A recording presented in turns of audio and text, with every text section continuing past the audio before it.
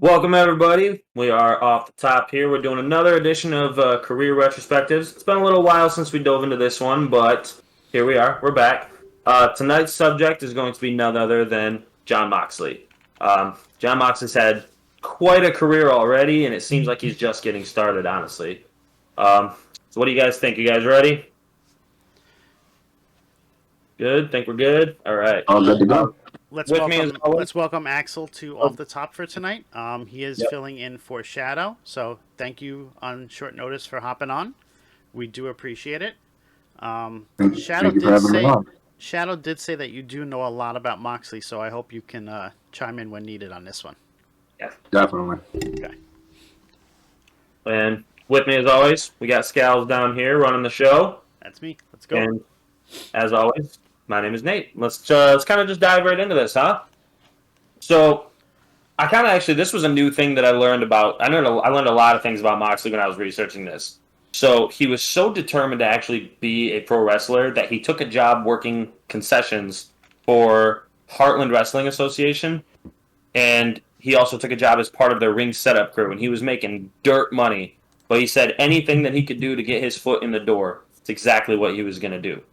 And so the guy who owned Heartland Wrestling Association, his name is Les Thatcher. He actually started training Jon Moxley as soon as he turned 18. As soon as he turned 18, he started training, getting into it. And then over the next decade or so, he made a bunch of stops. IWA, Ring of Honor, Dragon Gate, and CZW. And if you don't know much about CZW, highly recommend checking into CZW because they've had some crazy death matches over their lifetime. And Moxley was actually a two-time heavyweight champion for CZW. And then finally, in 2011, he was signed to WWE and assigned to what is now known as NXT, but back then was Florida Championship Wrestling, FCW.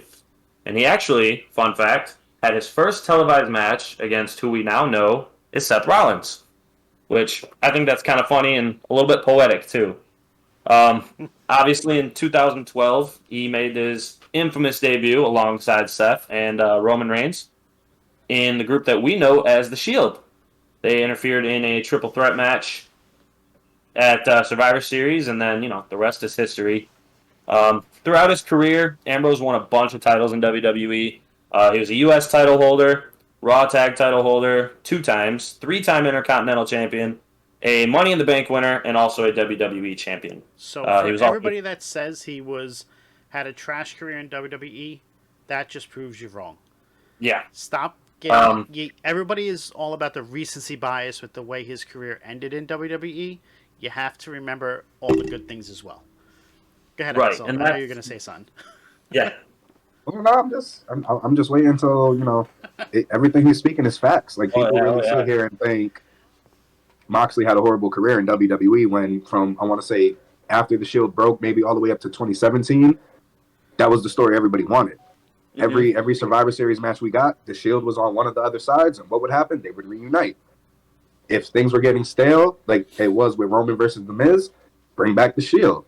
And Mox was a part of that. I just don't he's part of one of the greatest factions in WWE history. So the point, they still have to show him as much as they don't want to, but they still have to because he's part of the Shield. Right.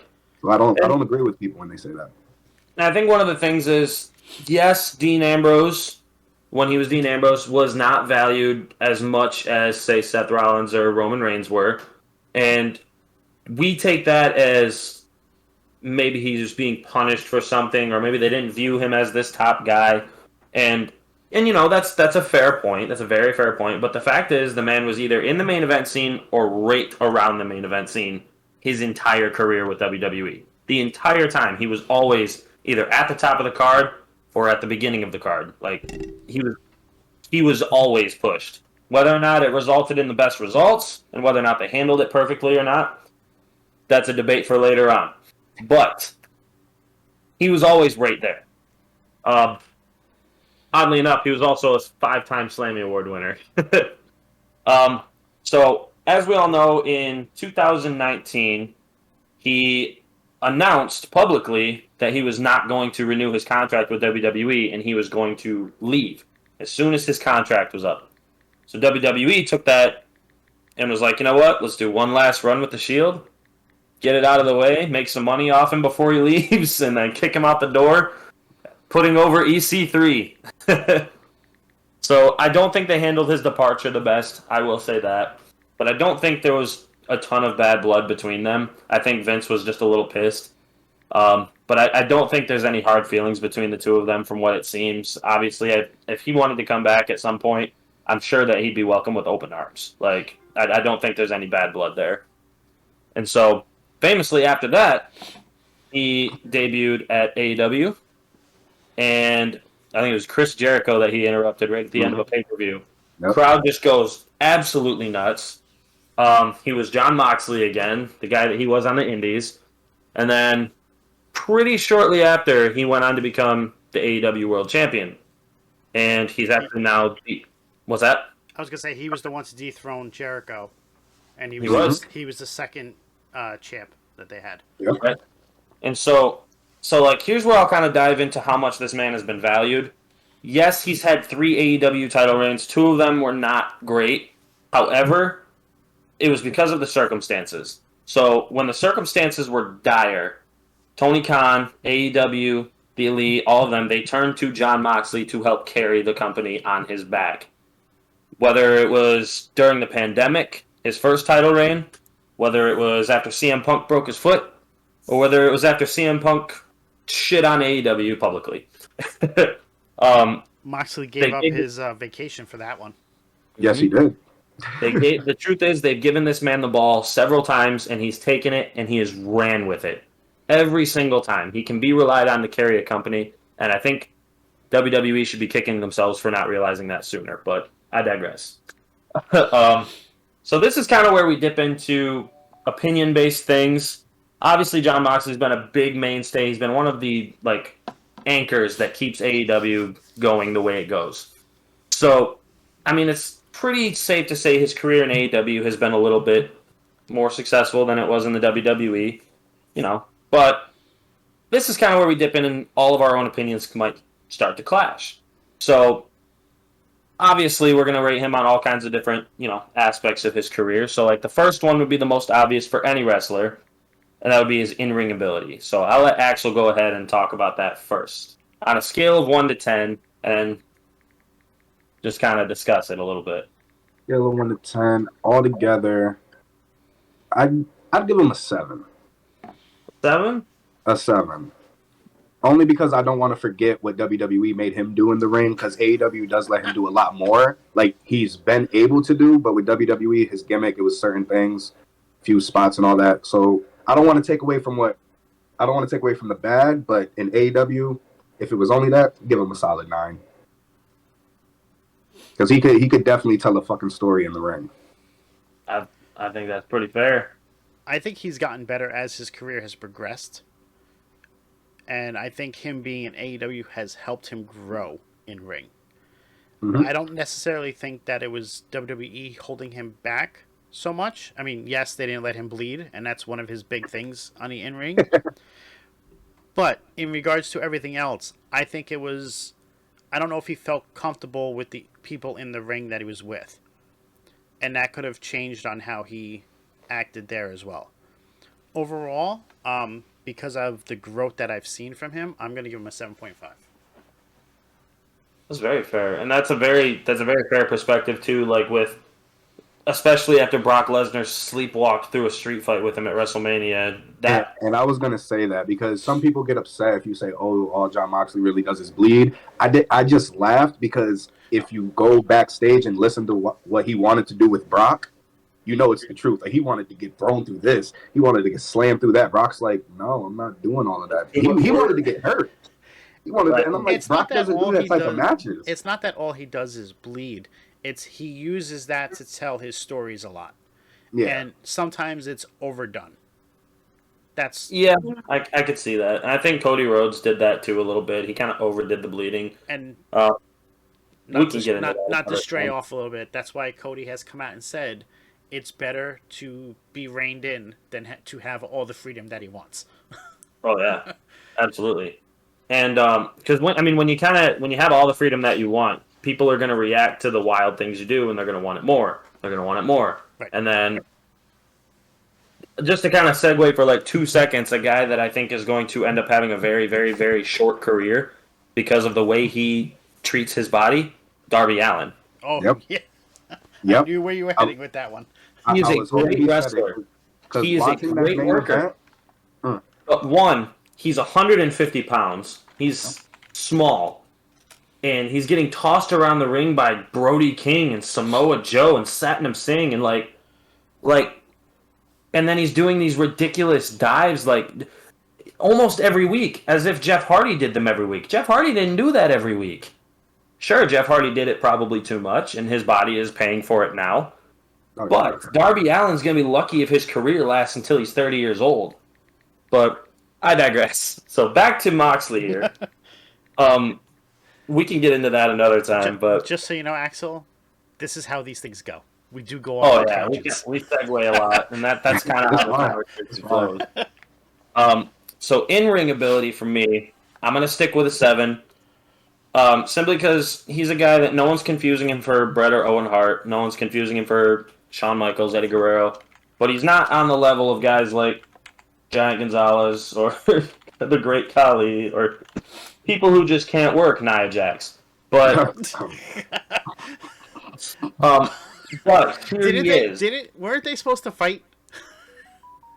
oh my They God. were. They Oh, were. yeah, that's right. They faced Oh, off in the God. Rumble, They did. and they were supposed to have a one-on-one match, and then they steered away from it. I don't know why. They Like did. WWE is always hesitant on doing the intergender matches, and they need to Unless- get over it. Well, yeah, they did the Rhea Ripley Akira Tozawa one, and that one was pretty fun for what it was. They beat yeah. the shit out of him. I still Akira- want to see Alexa. I still wanted to see Alexa versus Randy in a real match. I think Hey. that would have been pretty good. Alexa Bliss is the only woman in the world with a pinfall victory over Randy Orton. That's still an accomplishment to me. That's something. Jamie, thank you for the sub. We appreciate it. But yeah, I'd say a 7. He's a great brawler, one of the best brawlers of all time. Like, the dude can throw hands. I would truly believe that he's been in about 5,000 bar fights in his life and won most of them. And if he didn't win most of them, the ones that he didn't win, he was probably still swinging when it was already over. Nate, I think you upset Sammy a little bit. With the Alexa being the only person with the Orton? pin. Yeah. She'll get over it. It should have been me. So this is the one that I found people are most polarized on Jon Moxley, and that's his mic skills. I know that a lot of people haven't seen his stuff in CZW or, IWA and way back in even NXT, but the dude can carry a stick with the best of them. So, I mean, I guess Scals, what would you say? So, there's different ways that he talks. Right. When he is given the mic by himself and doesn't have to worry about interacting with anybody else, top notch. I think when he goes back and forth with somebody, he loses a little bit and gets almost like flustered and can't continue it. I think if it's more of him just coming out and doing a passionate promo, he's near one of the best ones in the ring. Yeah, that's fair. I'm going to stick with my same as the in-ring, a 7.5 for him. Okay. What do you think, Axel? This is where we might disagree. Nothing's perfect, but I'm definitely going to give that man a 9. Solely based off, one thing I do with people and their mic skills is judge them on how they can go against the best. Yes, Moxley may not have had the best mic-to-mic with Cena, but to a certain amount of time, he held his own with Cena. He can hold his own with Kenny, Hangman, but there are some times, as a fan, I'm a fan, he does stumble. And he'll have to say something again or something like that. That's why I can't say anything's perfect, but he's definitely a 9 based off of what I've seen both WWE and AEW. Oh yeah. I gave him a 9 also. He's one of the better mic workers in the industry right now. Especially when he's telling a story. And when he lets himself be a little bit more vulnerable, because some of the best storylines come from real life. and I think one of the things that like really really helped for this category was his promo when he came back from rehab.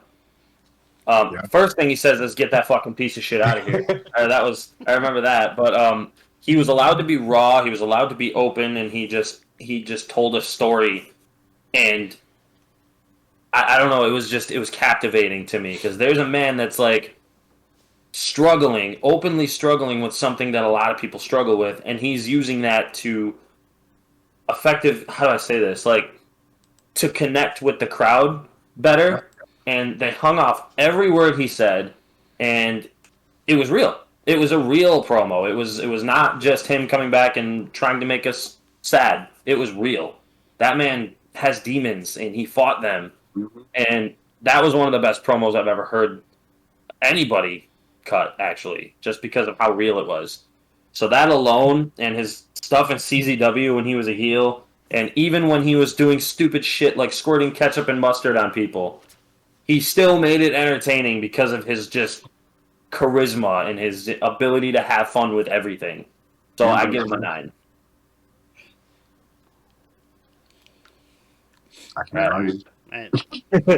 um, and so there's kind of a couple other categories too here, and we've seen a lot of babyface Moxley. We haven't gotten to see a whole lot of heel Moxley in recent years, except for that really, really ill-advised heel turn when Roman Reigns announced that his leukemia was back.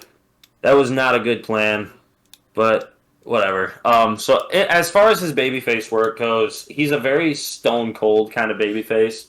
Brock Lesnar kind of babyface where he'll beat the shit out of anybody. He don't care. Like I said, the bar fight thing. And because he's so good at it, and because he has that connection with the audience, he's a great babyface. He's not your plucky underdog babyface like Bryan Danielson or Shawn Michaels or people like that. He's your like I'm gonna punch you in the mouth and smile doing it babyface. And I give him a 9 as a babyface. Who wants to go next? You can go, Axel. Oh, okay. I said nothing's perfect, but I gotta give him a 10, man, because simply off of him and Seth, they were able to drag that rivalries for so long up until he got that moment to cash in. And you remembered everything. Him turning on Dean. You remember the cinder blocks.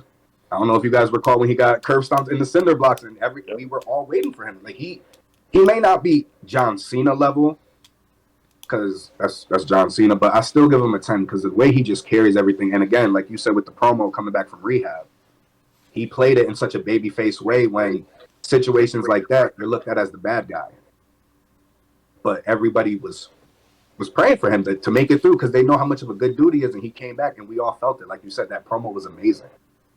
So his babyface work is it's crazy. It would have been better if he didn't have to lose against CM Punk. But speaking of, Yeah, what do you think? We did, but like the match did feel short, and I was like, it's got to be short for a reason. Phil, we're podcasting. Oh, what do you think?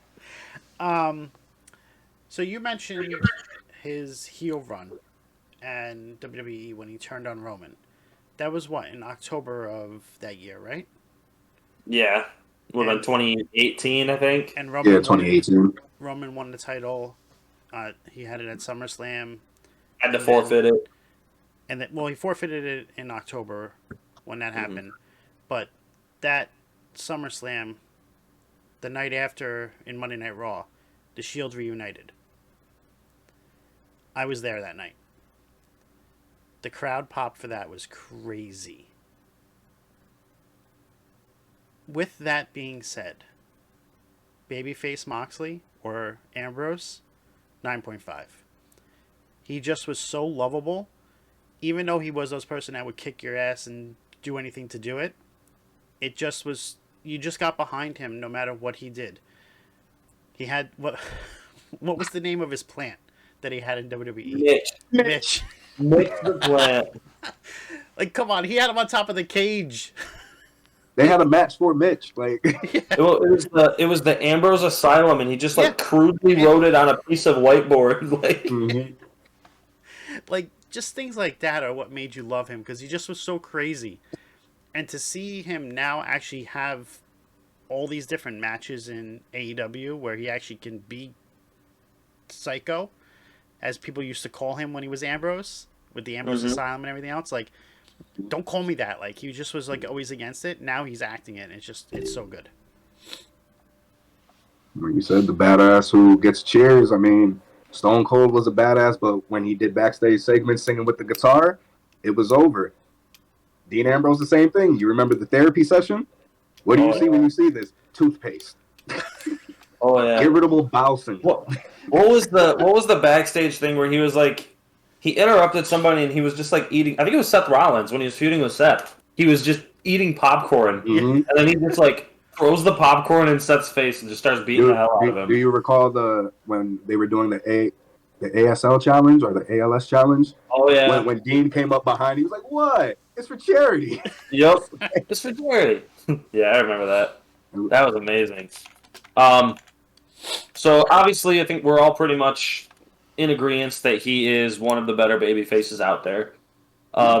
His heel work, I think it leaves a lot to be desired. I know he's capable of being a 10 as a heel. I know he's capable of that because he can cut a visceral, scathing promo towards somebody, and if he wanted to, he could make the crowd hate him. I guarantee it.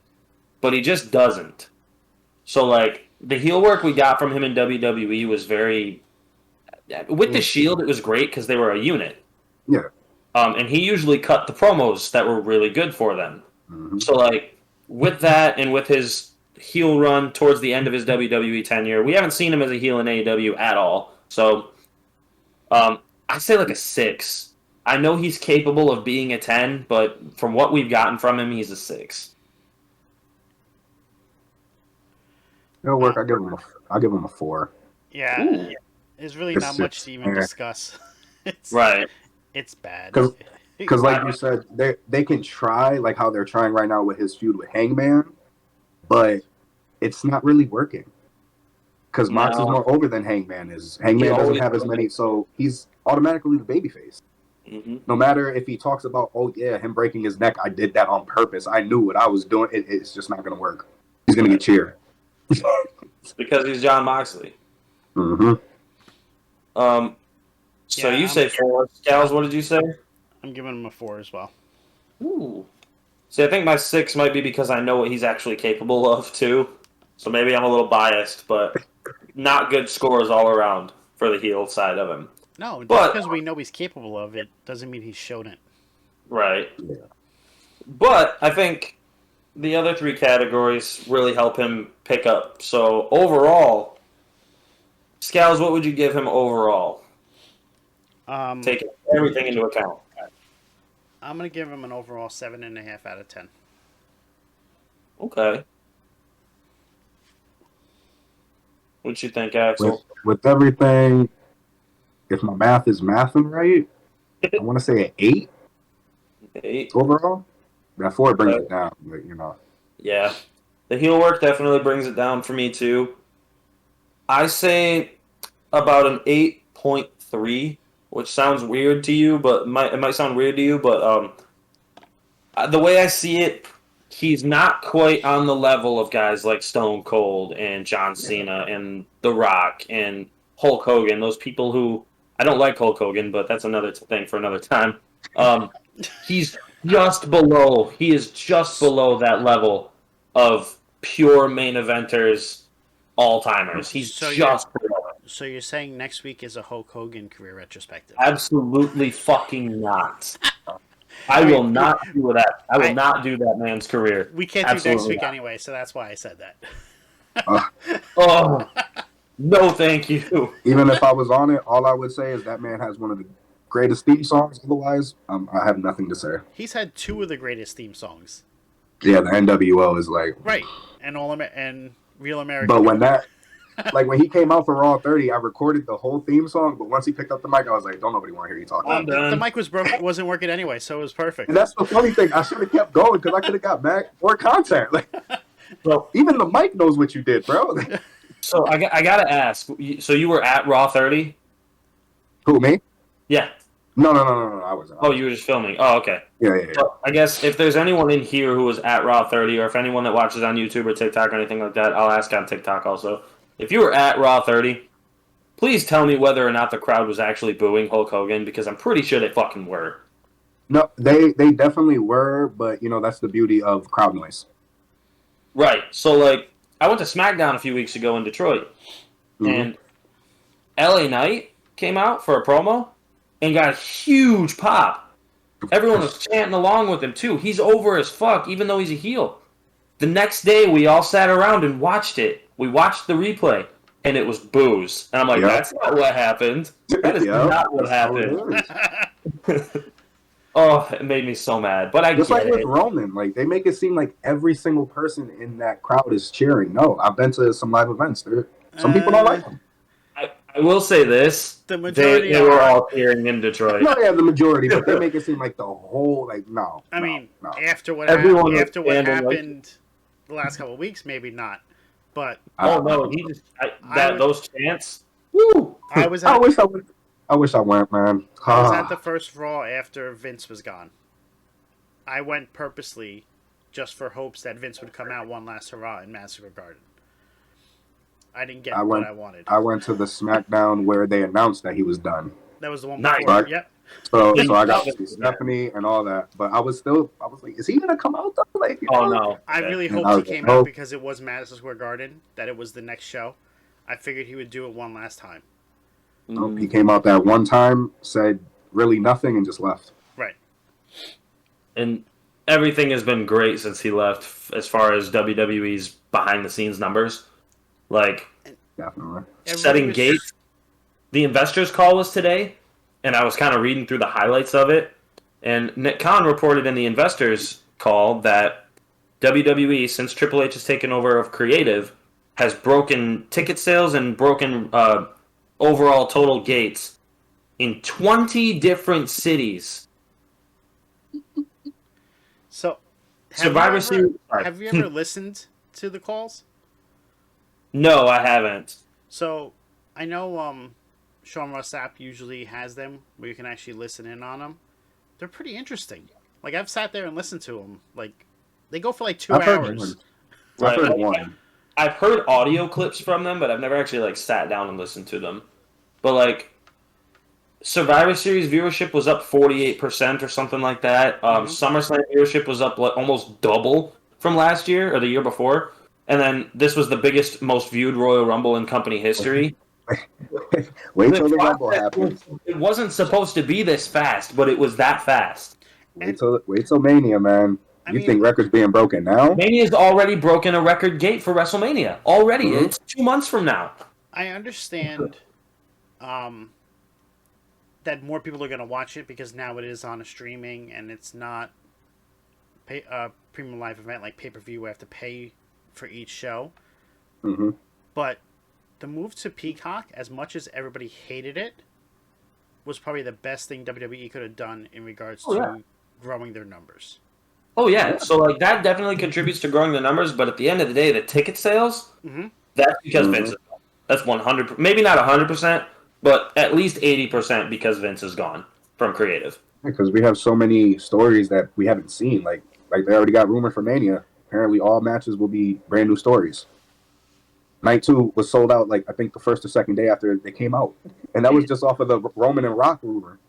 Damn. Yeah, and Rock is more than likely not going to be at WrestleMania, and I'm okay with that. Nope. But now that Cody is the person, they actually think he might lose, so the tickets are still selling. Oh, yeah. Please. So, we veered off course. Yeah. Let's Again, get back on. that's okay. That's what we do here. Going back to Jon Moxley, that's right, we were talking about Jon Moxley. He's had a lot of ups, a lot of downs in his career, but a lot of the like top moments were legendary. Like they are seared into my brain. So, as far as the favorite moment that you have seen, that you have experienced from Jon Moxley, whether it was in WWE or AEW, what would you say would be your favorite moment from Jon Moxley? Scales? Him winning the AEW championship the first time. All right. I like that. It just was like you saw the emotion from him after he won it, Right. and to me, like that was because that was their first. Wasn't that their like first official pay per view? I think So so. Where because at he showed up at he a showed up at the end of their first official pay-per-view. okay, so it was their second one then. Yeah, it must have been. Okay, but still, like that to me, that was my favorite moment for Moxley. Okay. What about you, Axel? It's got to be Money in the Bank, man. Cash in then? Because as a fan, and I know for him too, he was always the one that was looked at as not world champion. Roman, obviously, he's The Rock's cousin. Seth, he's already been a world champion in other promotions that people know of. Like how you said, he was a world champion in CZW, but people don't know that. Right. So when Mox actually won the Money in the Bank, it was like, yo, it could actually happen. But, there's always that failed or successful cash in. The fact that he got to cash in the same night, that ovation, that energy, doing it again, like I said, to Seth Rollins, after Seth Rollins just came back and got his title back, Right. and the way he did it too. It's like, Seth, you really thought Dean was going to come out and go face to face with you? You deserve that briefcase from behind. Yep. And if I'm not mistaken, that was in Cleveland, Ohio, I think. So there's that. I don't remember exactly where it was. I think it was. I think, because if that's the case, that around his hometown. So I mean, like, come on. Right. But like, it just meant so much. I know it You did. meant 'Cause WWE everyone, actually let somebody near their hometown win. I mean, Bianca did recently. I'm just. It's funny because it I'll- never I'll- happens in WWE. Listen, my heart was at the bottom of my stomach because I believe that Unless it's solely. When Bianca won, but I think it was close to his hometown. But yeah, that moment just meant so much. And then when he finally held the title, come on. Yep. So that And was. then he had the funniest moment after when Raw came on. It's just like, oh, screw Seth. It's just me and Roman. Oh, wait. Hold on. That's not how it could is. Oh yeah. Like, just So- everything together. The Money in the Bank was one of mine too. I figured someone else would choose it also, so we don't really need to go into it from my perspective either. It's pretty much the same perspective. It was cool. It was awesome. All three Shield members held the WWE title in a 5-minute span. It was amazing. Yep. My other one that I picked might seem a little out of left field, but it was during the build-up towards Hell in a Cell 2014. Seth and Dean were cutting promos on each other. And then out comes Mick Foley. And Mick Foley started talking about how much the Hell in a Cell is going to change their careers, change their lives, take years off their careers, take years off their lives. And Dean Ambrose was basically like, I fucking hope it does. Like, he was ready to go to war with Seth Rollins, and that match ended up being one of it. It was unheard of that two guys who are that young, that short into their career, are main eventing a pay-per-view against each other. But there they were, main eventing the pay-per-view, and Mick Foley gives the endorsement for them. So, like, that was huge, at least for me. That solidified to me that these two guys are going to go far. And they have. They've done incredible things out of their career. And that was one of the big ones for me. And that Hell in a Cell match ended up being a fucking banger, too. Nah, it really was. That was good. Kane in the chat said it for him. It was when he showed up at Double or Nothing. That's a good one, too. That crowd went ape shit. And Because it was the day after his contract was done. And Legit showed up, contract over. Hey, what's up, AEW? And then he Right, signed and- a 3-year. And then he signed a 3-year deal. Yep. And Chris Jericho's like standing there holding his title up, and he thinks they're cheering for him, and he's like, wait a minute. He turns around, he's like, And then, what the hell are you doing here? and then people don't give Tony Khan enough credit, but like whether it was Tony Khan and the Elite as a whole, for it to be Jericho that he debuted it against. If you know WWE, the whole rivalry with them, again, Mitch, his light up suit, he still owed him money. I think he said that during the first promo at AEW. You still owe me $10,000 for my light up jacket. Yeah. And it was done so perfect. So I can't even like him showing up. It was good. As much as I don't agree with what Tony Khan has done with a lot of things, he does know how to book these debuts. He has done tremendously well on, I would say, 95% of them. And to be fair, also, Jon Moxley seems to be the only babyface that he can book correctly. But Man. I'm just saying. But yeah, having been to an AEW show and having Jon Moxley enter through the crowd and have he 5 feet in front of me, Jealous. absolute goosebumps. The dude carries himself like the biggest star in the world, even though he's never going to be the biggest star in the world. It's amazing. He's an incredible presence in pro wrestling, and pro wrestling just would not be as cool without him. He brings that cool edge, you know what I mean? And they were using him correctly. They were sending him to almost every promotion. Oh, yeah. Like, yeah, people know about New Japan because of the Young Bucks and everything, but some people who still didn't, he came back to AEW with the U.S. Championship from New Japan. Oh, yeah. And that's more eyes. He won, what was it, the GCW Championship? I think so. When they do all the death matches, they even put the world title on him. Didn't he go against Nick Gage? No, he won it against Cardona. Yeah, when he showed up in the hood. He did fight Nick Gage, though, didn't he? He did fight Nick Gage after that, but he showed up in a hoodie and won and beat Cardona. That's right. Ass, man. And speaking of Moxley matches, I think he's had a ton of great ones also. I mean, the dude knows how to work in the ring. He's had some classics. So my own personal favorite, weirdly enough, part of it is nostalgia, sure, but another part of it is that it was two heel stables going against each other, and the crowd was absolutely electric for it. Shield versus the Wyatt family. Yep. I knew you were going there. Once you said two heels, yep. I was like, yep. They were both still heel stables at that point. They had not turned to the Shield babyface yet. Nope. The Shield turned babyface the night after WrestleMania that year. Because I think they faced it was right before. Sorry, it was right before WrestleMania because they went against the New Age Outlaws and Kane at WrestleMania that year. But that match had everything. It was 100 miles an hour from beginning to end, and they put the Wyatt family over. It was a great fucking match, and Eric Rowan doesn't get enough credit. He's not a bad worker. He's a pretty good worker. He's just not Seth Rollins or Jon Moxley. You know what I mean? He's not a good talker, though. That's what hurts him. No, not at all. Yeah. But that's my favorite Jon Moxley / Dean Ambrose match, personally. That's what I had written down, too. Hey, go into it, man. It's just like the Wyatt family at that time was just so amazing. And then to go up against the Shield, who was coming off of all the dominance and everything that they did, it was like the perfect storm for them two to go at each other. And it was just like, I don't know, it was like magic in the ring. So, like, everyone was clamoring for it, but, like, they had to build it right. And I thought they built it phenomenally. I thought they did a great job building it. Axel? This is difficult. I ain't even gonna lie to you. Because the Wyatt one's definitely up there most recently. I'll just go that route. I'm gonna have to say him versus Bryan Danielson. Like that match, and again, that's Bryan Danielson. Moxley still can't do it. He can't promote himself as a wrestler. He can't even go in the ring. He went at it with Bryan Danielson. So the one that Yuta. The one where Regal debuted? Right, the one where Regal debuted. Yep, Yep, and then at the end, they're just still going at it. Like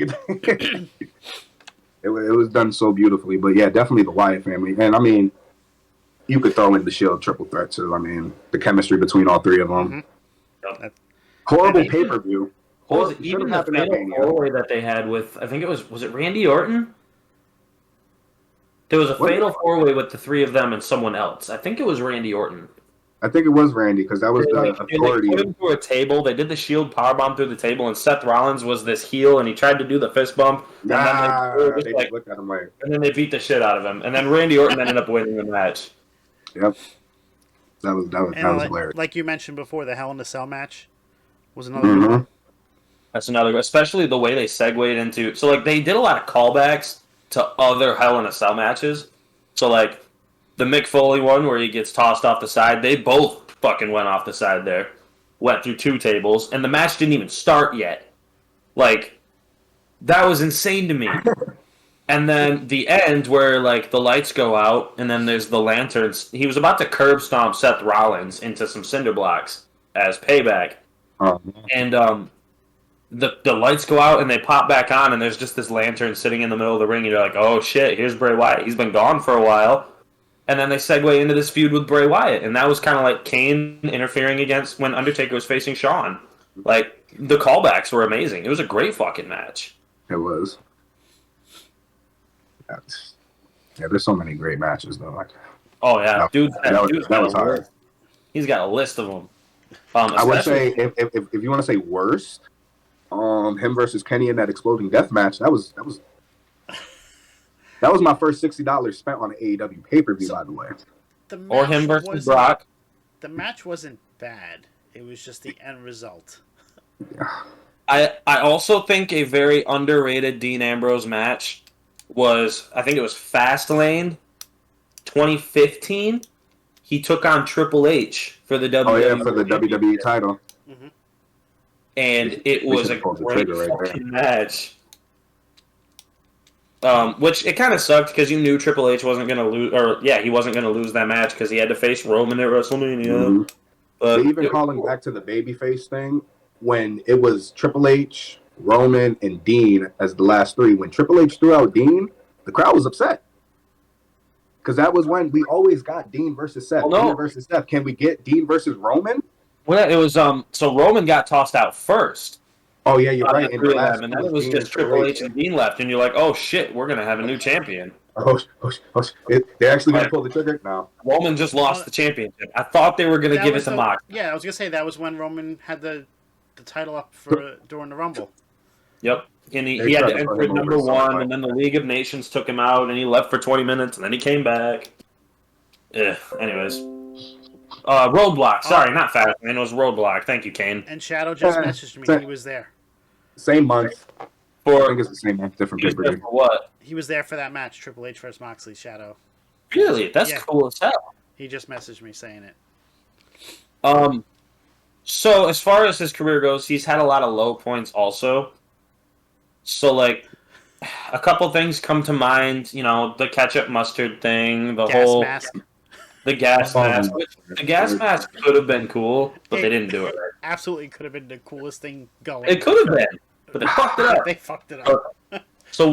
So I guess, Axel, since I love the way you're shaking your head right now, what do you think is a low point for Moxley in his career? Whether it be that heel turn in WWE. Heel turn, you think so?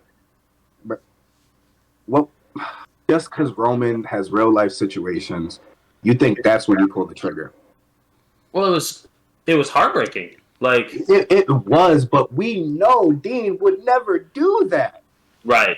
That's the thing. Let's be honest. Maybe everybody wasn't thinking it, but people probably thought Seth. Because again, he's the one who did it. So like when it happened with Mox, he didn't even want to do it.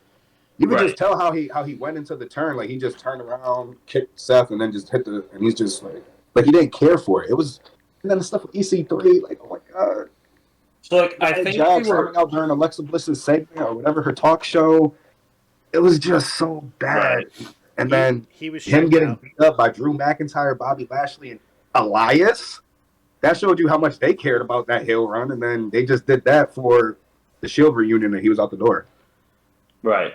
It was so bad. That was the most unnecessary heel turn that could have ever happened. Or very poor timing. Yeah. Gal? That there's really not much worse than that. I mean, the gas mask thing just always stands out to me as well. That was stupid. So one of the other things I think was a low point for him was having to leave AEW to go to alcohol rehab. We might not always think that the lowest, we tend to think the lowest points of someone's career are based on how they're being booked at that time. But a lot of it can also be what's going on in their personal life. So, like, the low point for his career to me would be that, because either that or when he had I think it was a staph infection that, like, took him out. He was only supposed to be out for, like, 2 or 3 months. but he ended up being gone for like 6 months because he got this nasty staph infection that almost killed him. Mm-hmm.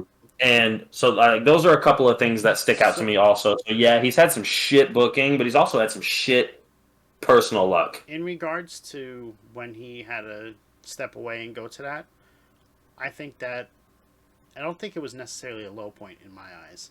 I think that was the start of him regaining himself and rebuilding himself and becoming a better person.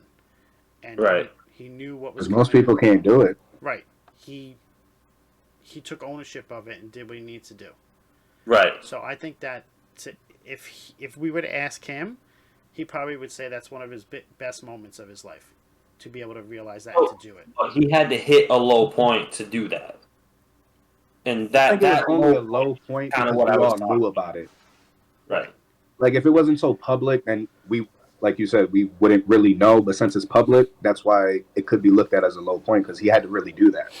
Right. Like, you think of these wrestlers like, oh, they're so perfect and everything, and he had to like let his fans know, like, yeah, It's not. wasn't all, yeah.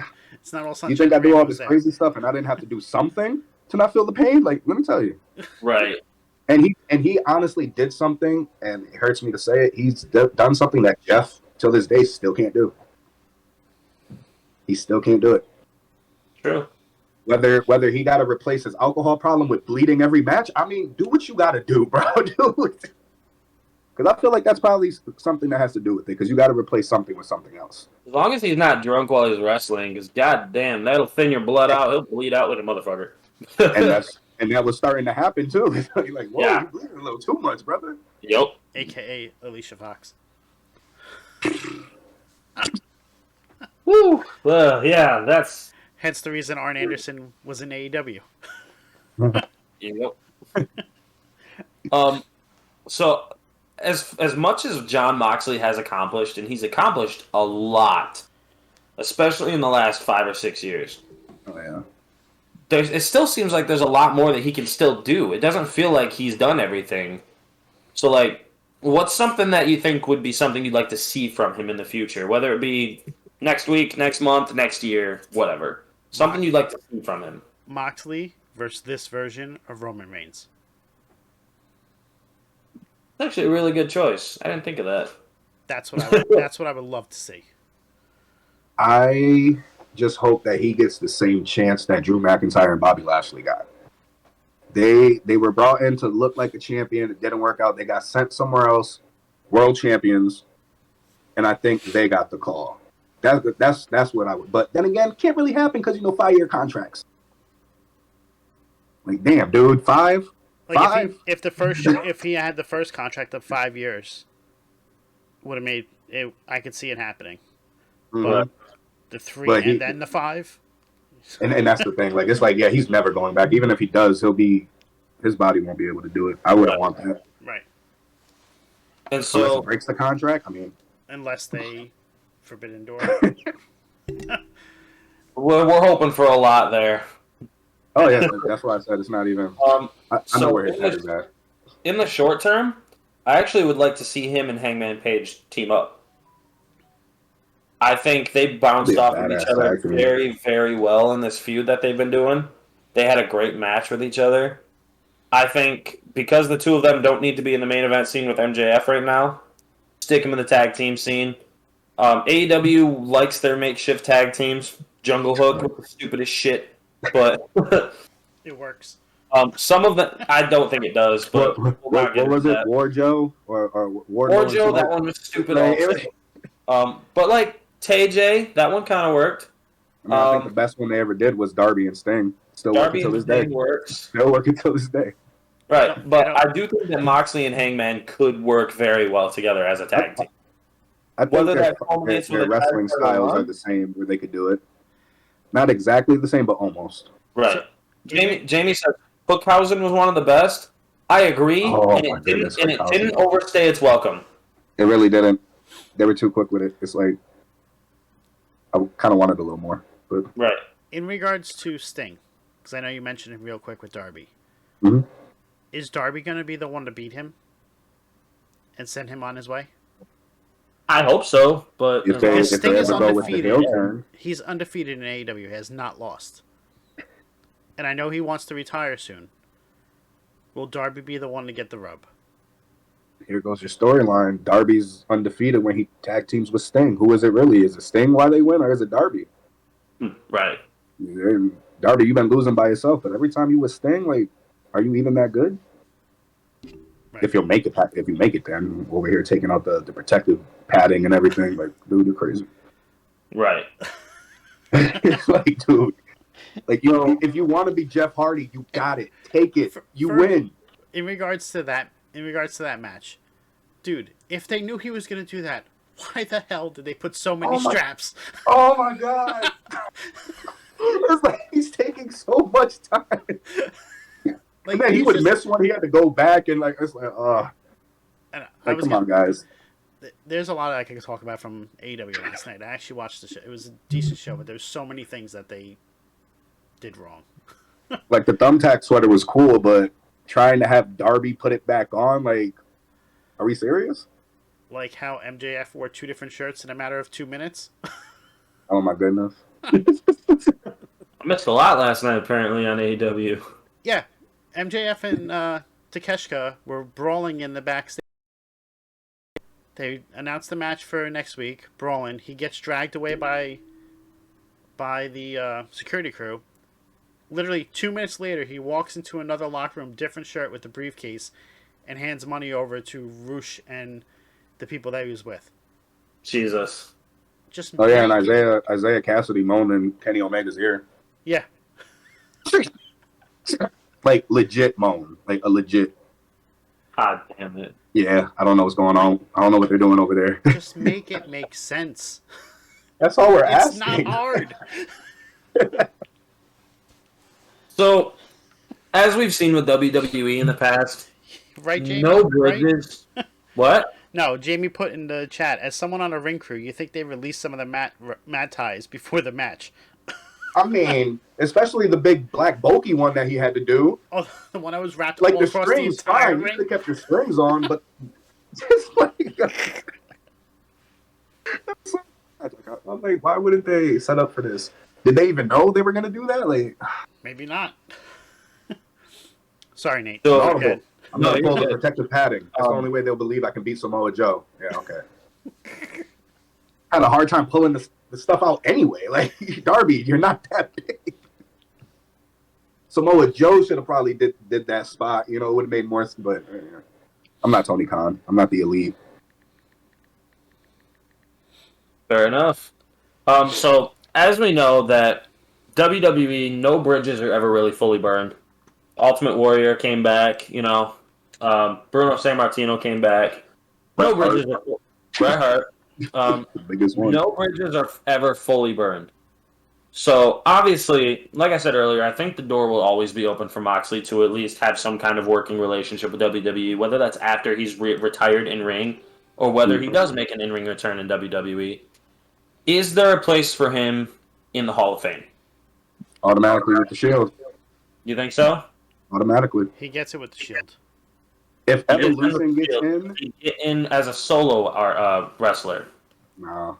You don't think so? He's a would Grand have Slam to- champion, man. He would have to come back and do something else because he is a Grand Slam champion. Yes, he does have the United States champion for like a year, but we all know how he barely defended that. So that's kind of his WWE championship. I loved it, but wasn't all that. It got overshined by the IC title, if you guys remember. Even if it was Dean Ambrose versus AJ Styles, people cared about the Miz and Dolph Ziggler. So they like, even though he had all this success, I want to say his best was when he was IC champion. His match with Luke Harper, rest in peace. Like, bro, that was Oh, yeah. like his best matches were, I honestly think, when he was IC champion. So Yeah. alone, unless they start throwing everybody in, like I mean they threw Queen Charmel. So I mean, but personally, from what it should be, like how somebody should be getting into the Hall of Fame, I don't think so. As the Shield, 100%. See, that's the thing. I think he gets in as a solo wrestler. I mean, I ain't have a problem with that. Being a three-time Intercontinental Champion, Money in the Bank, Grand Slam champion, one of the best merch sellers they had while he was an active wrestler. Oh yeah, especially against Seth. That was Right, and so like when there's guys like the Bushwhackers in the Hall of Fame, and Yeah. you know, Rest in peace again, but Dwayne Johnson, well, not Dwayne, Rocky Johnson. right, Like, he was just a tag team champion. I mean, right. but I see where you're going. But like, if it was the legit, real Hall of Fame, like, you have to actually do things, not just, hey, Queen Charmel, take it. No offense, but Hey, you accompanied I don't see the ring a few but times. from your standpoint. I see what you mean. Because Right. again, if they put the Bushwhackers in there, I mean, the Steiner brothers are in there too. So Fair enough. Scales, you think so? You said he does get in with the Shield. What about as a solo wrestler? I think he did just enough to get in. That's fair. Would I have liked to seen more as a single star? Absolutely. But combined with everything that was done with the Shield, he's getting in one way or another. Right. I respect it. So, in the future, in the distant future, AEW will probably create a Hall of Fame for themselves. So it's not a question of whether or not he gets in, because we can all pretty much just say yes, he's going to get in. Will he be the first person inducted, or in the first class inducted? Do you think so? Maybe probably not the first person, because at the same time it has to go to Jericho. Like, they entrusted him so much to be the face of that company, putting the title on him, and he's still going. Like, he's still going. Maybe Mox will make it because Jericho's still going to be 70 doing, and he's a wizard and all this. So maybe because Jericho. But if they both retired at the same time, I would have to go with Jericho, because yes, Moxley did have his time for the company, but they kind of put everything on Jericho. Like, you're the world champion, you're la champion, bubbly, and it worked. But he's definitely first class. If he's not the first, he's the second. I mean, 3-time AEW world champion. I would agree with that, actually. Scouts? It all depends on when they do it. Mm-hmm. Is he still active at the time that they're doing this, or is he gone? I don't know, because I'm pretty sure when Impact had theirs, Sting was inducted, and he was still active. So, I mean, there's not really any limits. Ric Flair was thrown into the WWE Hall of Fame, and he still hadn't retired for a couple more days. And then he got inducted again. And then he got inducted again, and then he wrestled again, and then he wrestled again. But, anyways. If they go that route. So, obviously, if there's a class of wrestlers, yeah, he makes it. But if it's just one person the first time around, you think it's Chris Jericho. Yeah, I think he deserves it a lot, because there's points where Jericho was the main attraction. How many factions has he had? How many factions has he fought that were the main thing? He was with MJF, and he was against MJF, and then he's with the Jericho associate. Just like, it's so much that he's just always there. Like, no matter where you look, he's in the history books. He even made him and MJF look good against the Bucks for that tag team title match, and that was the first match I saw for AEW, because that was the first pay-per-view I bought. And he's just everywhere. It doesn't matter. You look, Jericho's there. He's the one going to other promotions. Him and the Jericho Society just went to whatchamacallit, to promote AEW. Like, that's him. Right. I feel that. that much. I feel that. But again, I think it depends on who retires first. Right. So, I mean, I think it's safe to say that he does still have quite a bit left in the tank. Mm-hmm. So, what kind of dream matches would you guys like to see him in before he hangs it up? Is Sting in the WWE Hall of Fame? I think he is. Yeah. So he could be the first one in all three. He could. Oh yeah, that's true. Because I think he'll be the first one to go in. Because he'll be the first one to retire. Unless Bubba Ray shows up. All right, man. No. All right. I'll drive someone else's wife through the... Like, come on, man. You want me to do this? It's crazy. But yeah, dream matches. What do you want to see from him? I think I'm getting most of them, bro. Like, I got him versus Yuta, and I love Yuta. Oh, yeah. I I think I've seen most of them. I think a lot more new people need to come in. I mean, I could be corny and just say, "Oh, Jeff Hardy versus Dean," but that's already happened in WWE. So it's like, Right.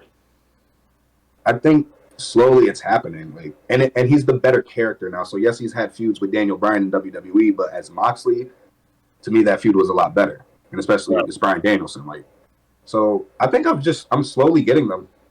I mean, I got CM Punk versus Moxley. I mean, as you know, what happened, but he wasn't looked at as he beat CM Punk. You know, it was Roman.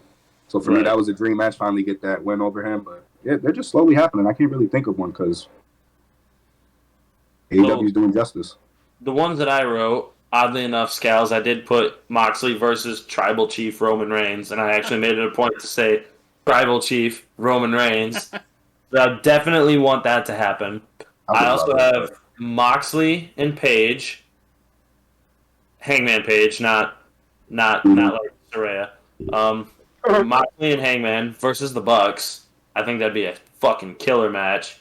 Okay. And Moxley versus this current iteration of Samoa Joe. I think they would put on a brawl. Yeah, they would go at it. Scales? I said the Moxley versus Roman. That's it? I mean, has he fought Okada? I don't think so, actually. I saw advertisements for it, but I couldn't figure out if he actually did or not. I think something happened. Like, it got Could canceled. that be because of the pandemic it got canceled? I want to say that, or am I thinking of someone else? Because somebody else had a traveling issue. Right. But So- yeah, that would be the other one I would want to see. That makes sense. I think Okada can have a great match with anybody. So as far as Jon Moxley goes, people in the comments, if you're still, thank you for staying with us. Do you prefer Jon Moxley as Jon Moxley? Do you prefer him as Dean Ambrose? Personally, I prefer him as Jon Moxley. I don't know about you guys. I think you guys would probably agree with me on that, but Believe it or not, it's actually pretty close. it is. It's closer than you Because think. the things he was able to do with the character in WWE it's off the charts. Like, Oh, yeah. give that to somebody else, maybe. But he played the lunatic so perfect. Like he was. But it's got to be Moxley because that's him. That's always been him. Like, he didn't even like the name Dean Ambrose. Dusty Right. Rhodes was like, I'm thinking of Dean Ambrose, and he was like, I don't even look like a Dean. So, Right. everything. Yeah. So I gotta go Mox. Yeah, me too. Scout? I'm gonna have to stick with Ambrose. Ooh. Like I said, it's close. Hey. I don't know. The way he's like the whole characters with the Shield and then him evolving as a single star in WWE, the character arc he had there. It to me was he portrayed so many different things in WWE, whereas with AEW it's kind of the same character. Oh, yeah. I mean, it was the before he left, and then there's the after, but they're similar. Like, he changed a little bit in regards to what he went through, but Mm-hmm. the WWE version with Dean Ambrose just seemed to have so many different things going back and forth. Right. Not to cut you guys off, but he's never faced Okada, but they were a tag team for a small stint to promote like 2 pay-per-views. Ooh, that makes that. I remember That was back when Moxley was doing the thing with the eye patch. Yep. But like earlier in the AEW situation, so never had a match against, but makeshift tag team. I feel like that's something that they'll get done. If Forbidden Door is a pay-per-view that we get every year, it's hard to imagine Okada doesn't end up at one of them. And I think it was Okada. He's arguably the biggest. He's arguably the biggest star in the history of New Japan. He's their John Cena, in a way. No, he is. So it's hard to imagine that Tony Khan doesn't shuffle out the money that it would be required to get Okada over here for a match. And Moxley is probably the best candidate for him because he exemplifies AEW better than the Bucks and Kenny do. Yeah, because he's gritty, he fights, he's hardcore. Kenny Omega and the Young Bucks, they're guys who would pretty much succeed wherever they go. Oh yeah, it doesn't matter where you put them; they'll make it work themselves. I don't think that's the case with Moxley. He has to find a niche where he fits in perfectly, and that's the AEW way. That is what fits in perfectly. Yeah, I see what you're saying with that. And that would be a crazy match because I've been recently catching some Okada matches, and Lord have mercy. Right. If anybody, Moxley could definitely go. I mean, again, he was the U.S. champion for New Japan, so he's been over there. So like he could go He at held that title forever too. He really did. So yeah, I mean Moxley's definitely had quite a storied career, a lot of ups, a lot of downs. Before we sign off real quick, Axel, What's up? where can we find you at, man?